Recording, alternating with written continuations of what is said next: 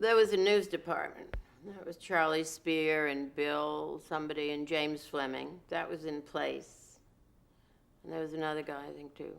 Oh, yeah, but I can't remember. Buck somebody. But they were real news guys.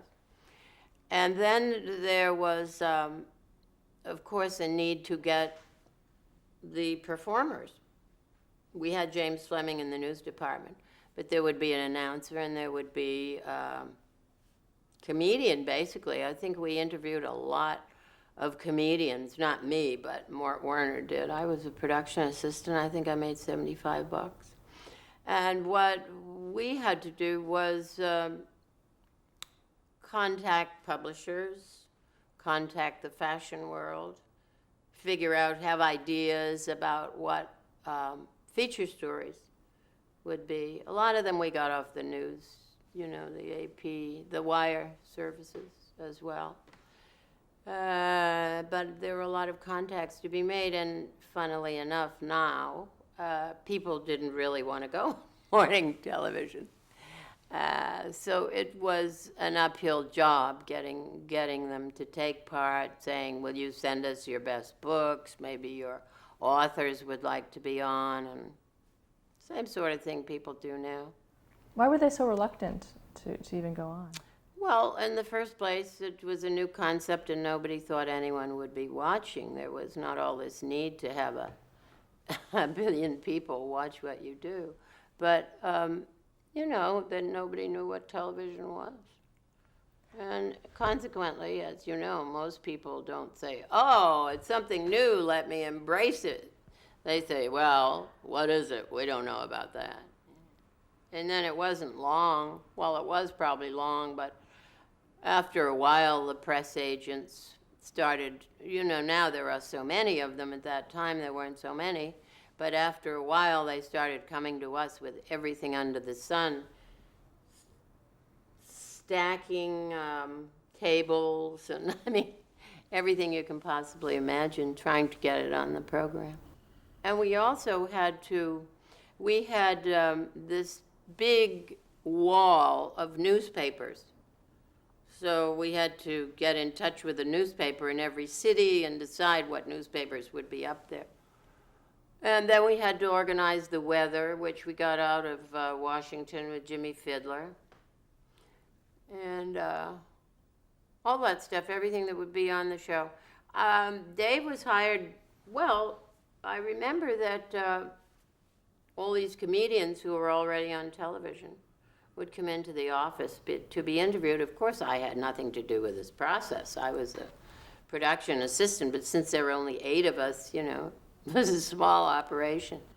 I can tell you where we were. We were from the very beginning. The set was, it was the exhibition hall of the RCA building across the street. And it was an exhibition hall. There was a basement. There was you came in a revolving door, and then it was showing televisions. You know, it had some there. Then you went up about 3 steps, and there was a whole, like, it wasn't a stage, but there were all these televisions on this thing, and then there was a railing, and there was a downstairs. It was there in place. It was not built for us. So they put the control room down at the bottom of the stairs. And then eventually the makeup person was there, which of course in the beginning there was no makeup or hair people. Eventually a makeup person and hair person was down there.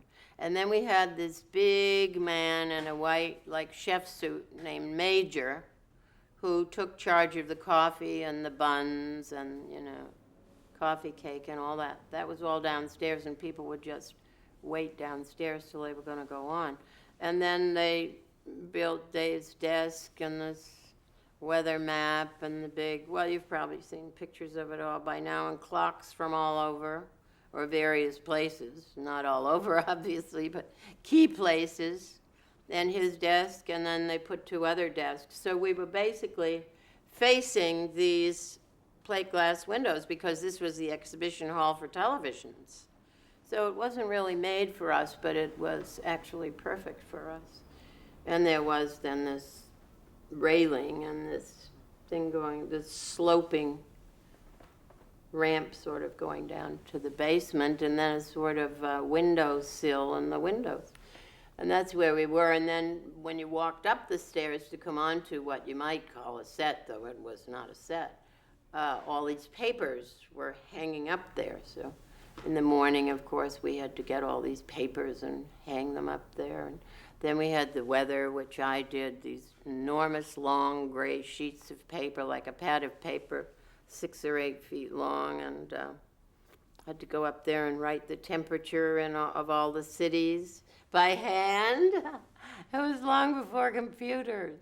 And every city I would write 28 cloudy, 34 sunny, all by hand, like every half hour or every hour. I don't know how often I did it, but I did it several times. And I think we played originally 2 hours. And then the third hour was a repeat of the first hour, which probably went to California.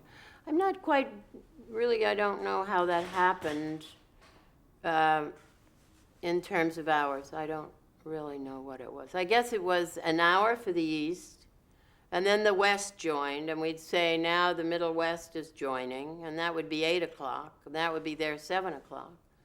And then, but I only think we did 2 hours, didn't we? 7 to 9.